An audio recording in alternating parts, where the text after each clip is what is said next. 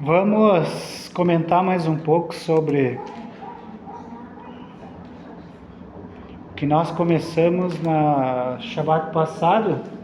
Shabbat passado nós comentamos sobre o capítulo 1 do Pirkei Avot. Como que Moshe transmitiu a Torá para o povo, né? Que Moshe recebeu a Torá e não passou diretamente, mas sim Moshe ensinava Yehoshua. Yehoshua ensinava os anciãos. Os anciãos ensinavam os profetas, e os profetas ensinavam os homens da grande assembleia. E a grande assembleia ensinava para o povo. Então passava um longo período até chegar no povo os ensinamentos.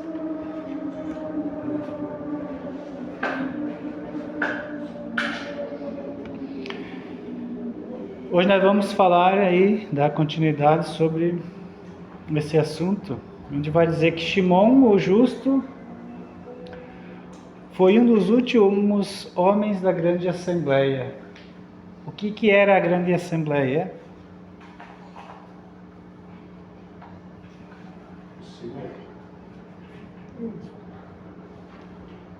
Os sábios. Sábios da onde?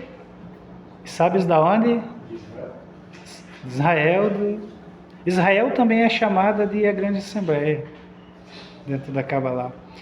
Ele costumava dizer: o mundo se baseia em três coisas: a Torá, o serviço do templo e a prática de atos de piedade. Antígono, um homem de Socho, recebeu a tradição oral de Shimon, o justo. Ele dizia: não sejam como os servos que servem o Senhor na expectativa de receber uma recompensa, mas sejam como os servos que servem o Senhor sem a expectativa de receber uma recompensa, e deixe que o medo do céu esteja sobre eles.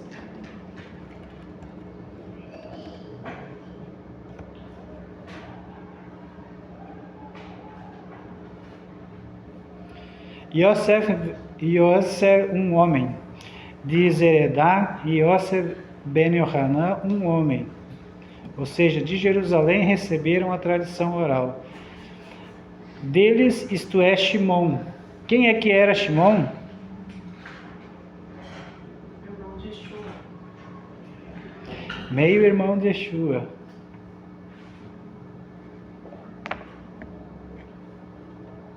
Meio-irmão de Yeshua. Filho de... Meio-irmão. Filho de Orfeu. Depois que morreu, ela casou de novo. Depois que morre Yosef, ela casa de novo com... Yosef era um dos mais velhos, né? Aí depois... o outro irmão de Yosef era Orfeu. Mais tarde vai ser conhecido como Yochai. Por isso que depois o filho dele vai se chamar Shimon bar Yochai.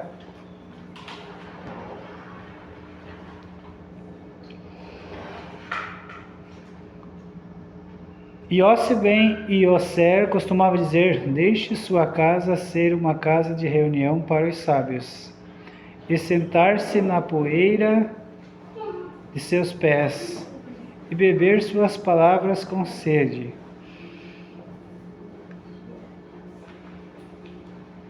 Deixe sua casa ser uma casa de reunião para os sábios, ou seja, um lugar de estudos. A gente vai ver que isso acontece quando Shimon bar Yochai está no leito de morte. Está quase passando para outra fase, e acontece que vários rabinos o visitam, né? E chega um momento que ele consegue ver até mesmo os personagens que vinham buscá-lo. É uma história muito interessante. Ele tem a visão no seu leito ainda que o fogo, tinha o fogo que rodeava a casa, né? Ficava rodeando a casa. Bem, é incrível essa história. Aí tem o anjo também que vinha buscar, que ele vai narrar que vinha buscar, que era o encarregado em buscar as pessoas, que é o tal do anjo do mar. Só que você diz, quando você é um justo, cumpridor da Torá, o anjo do mar não leva.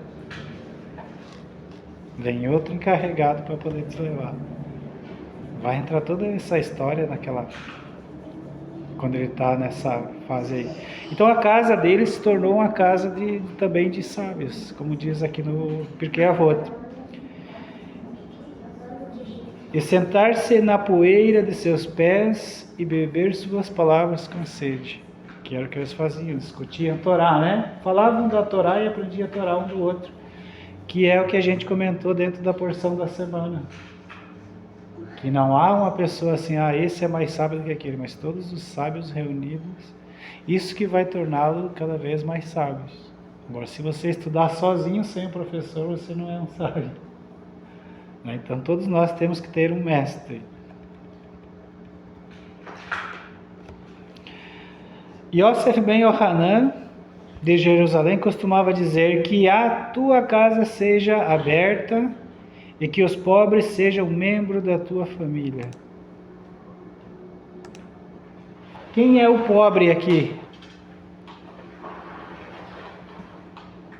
Sabe não? Um leigo da Torá. Uma pessoa menos instruída da Torá.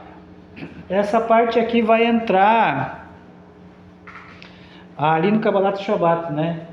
A parte do Kabbalat Shabbat, não sei se vocês fazem Kabbalat em casa. O correto quando você faz Kabbalat Shabbat em casa é você ter sempre um visitante. Um visitante? Um visitante.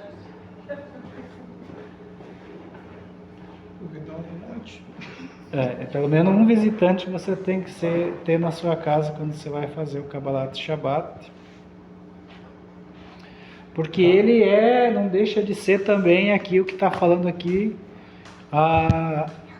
que a tua casa esteja aberta para que os pobres sejam membros da tua família.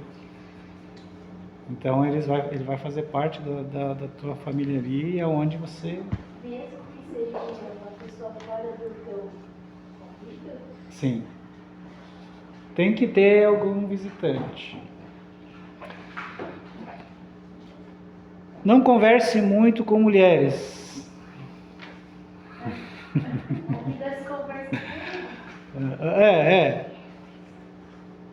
Porque a avó é bastante alahá, né? Não converse muito com mulheres. Eles disseram isso em relação à própria esposa.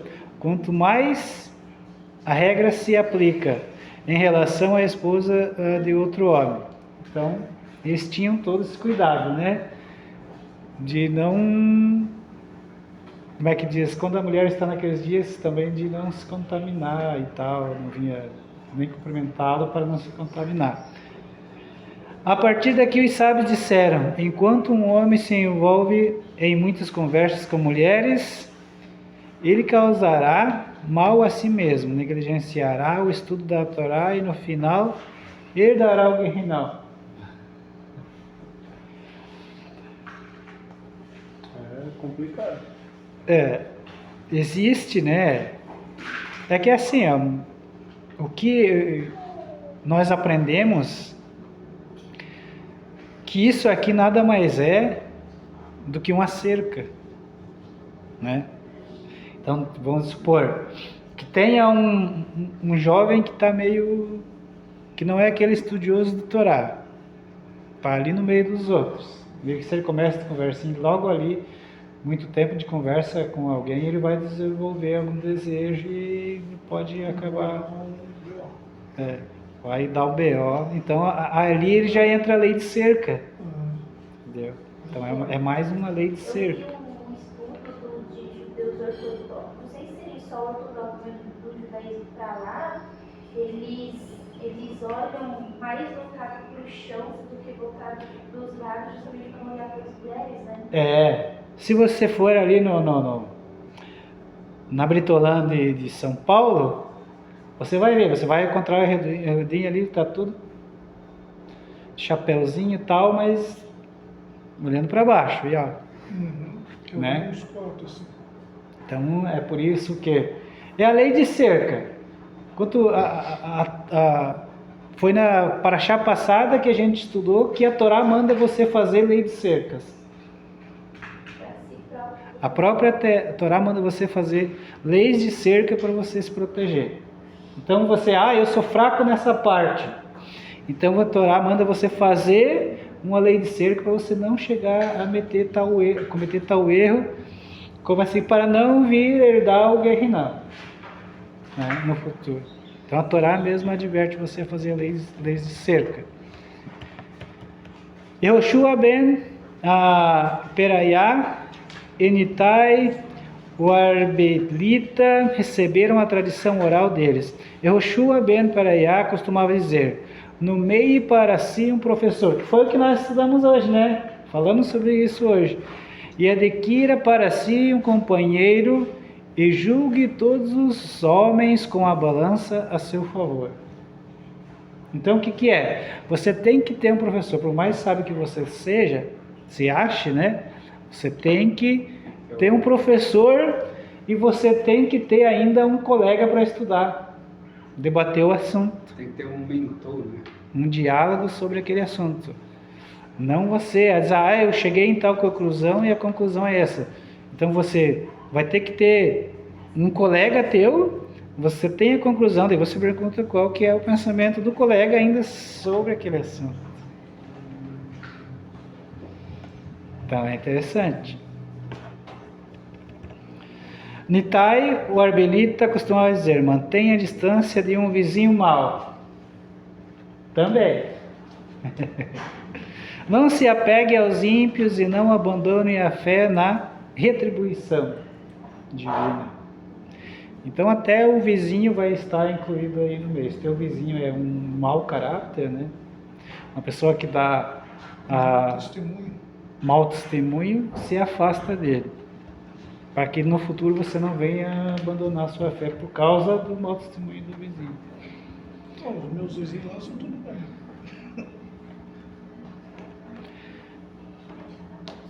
Yehudá ben Tabai e Shimon ben Shetá receberam a tradição oral também deles. Yehudá ben Tabai disse: não como juiz, desempenhe o papel de advogado, e quando os litigentes estiverem diante de você, olhe para eles como se fossem ambos culpados. E quando eles saírem da sua presença, olhe para eles como se fossem ambos inocentes, quando aceitarem o julgamento. O que ele está querendo dizer aqui?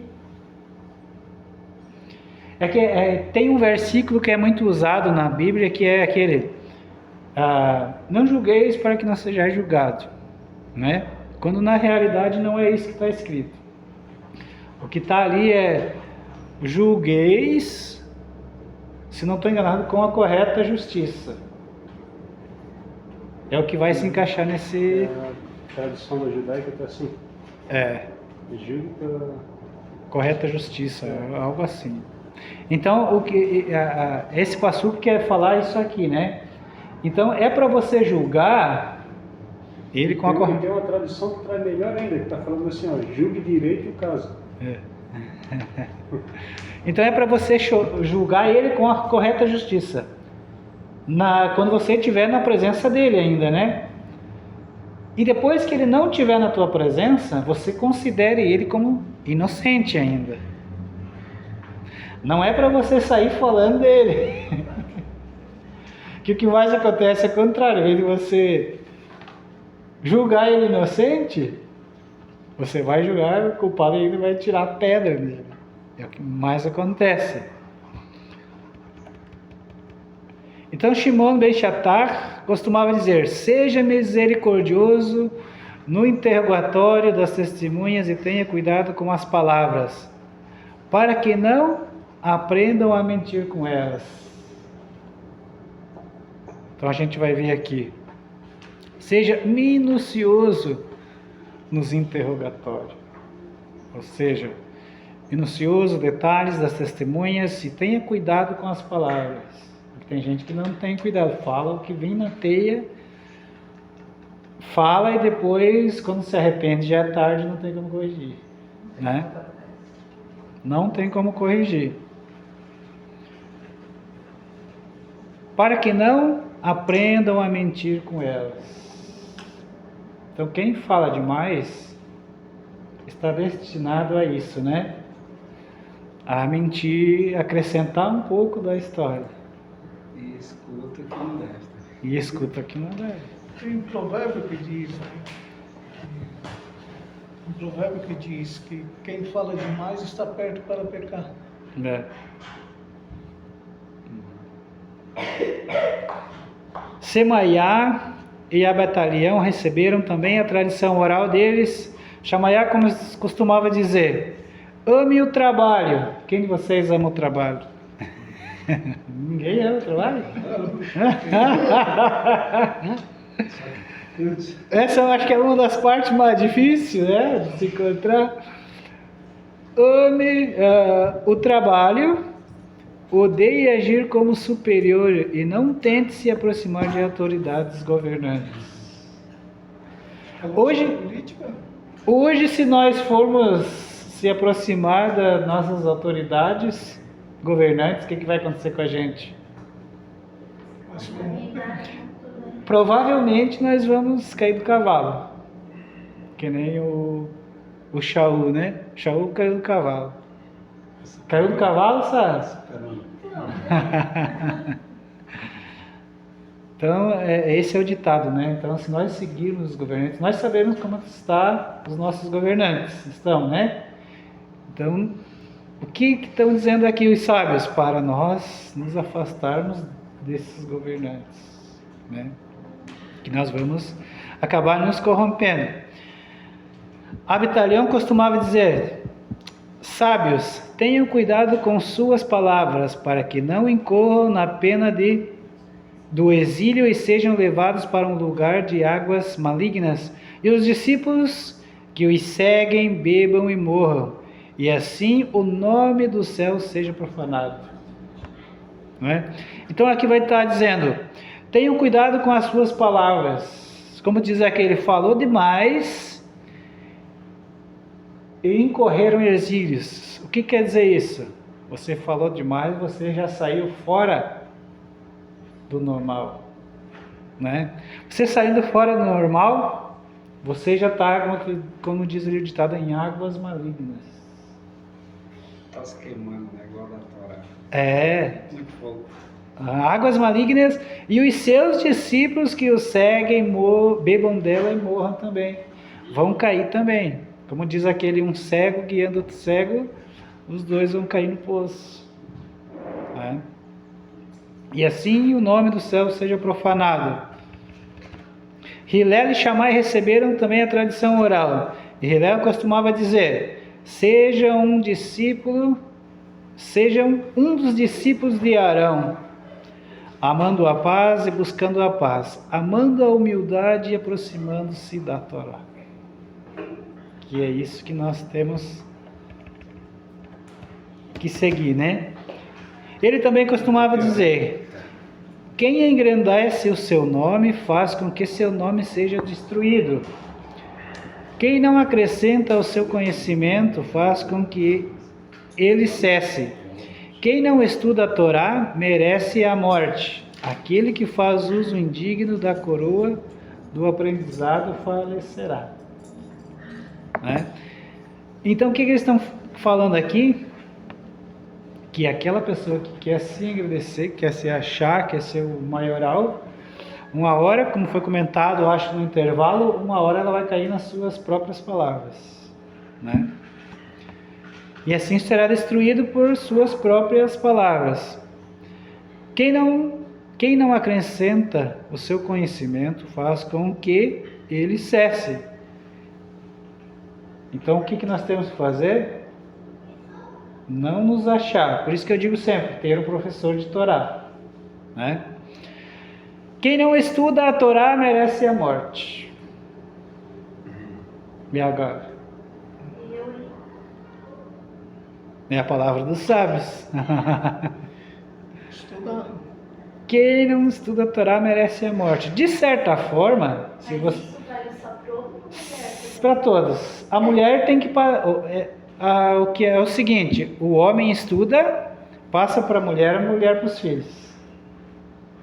Assim que tem que funcionar. Né? Então, quem não estuda a Torá merece a morte. De certa forma, você já está morrendo. Porque você não está alimentando sua alma. Né? Então, você já está morrendo. De certa forma.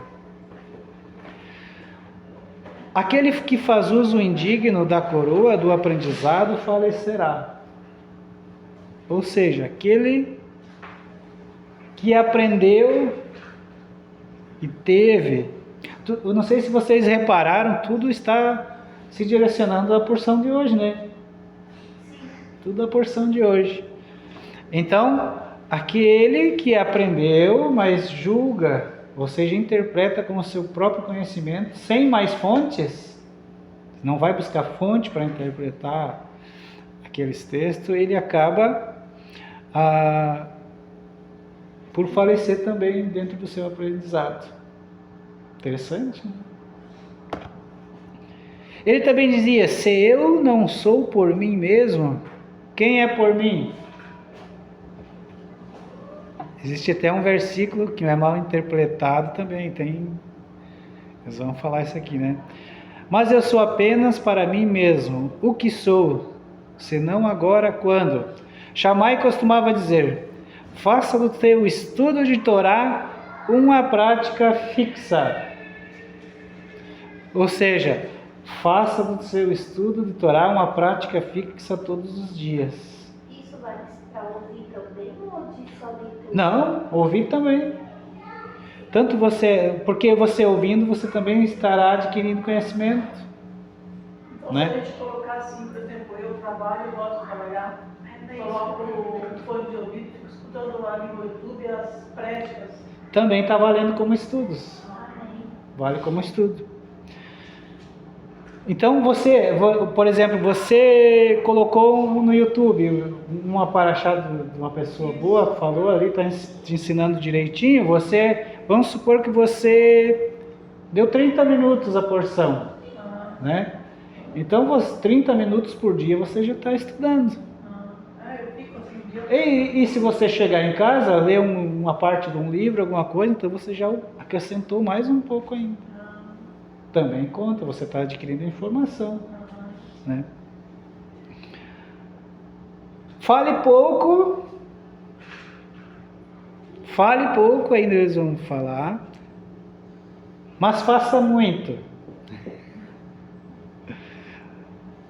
E receba todos os homens ou mulheres com um semblante agradável. Porque tem aqueles estudiosos de Torá, arrogante, né? Que só o cara, como se diz, o bambambam? Ele chama de apóstolo. Eu sou um apóstolo. Então, as reflexões dos sábios. Rabban Gamliel costumava dizer também, escolha um professor para você, viu, aqui vai enfatizar bem, evite dúvidas e não crie o hábito de dizimar por meio de suposições. Como assim? Escolha um professor para você, o quê? Por exemplo, tu vai estudar a Torá. Então sempre vai ter alguém que se identifica mais para estudo de Torá. Então escolha um professor para você. Né? Não estude sozinho. Evite dúvidas, pergunte. Por isso que é bom sempre não estudar sozinho, sempre em dois. E não crie hábito de dizimar ou falar por meio de suposições. Ah, eu acho aquilo outro. Ah?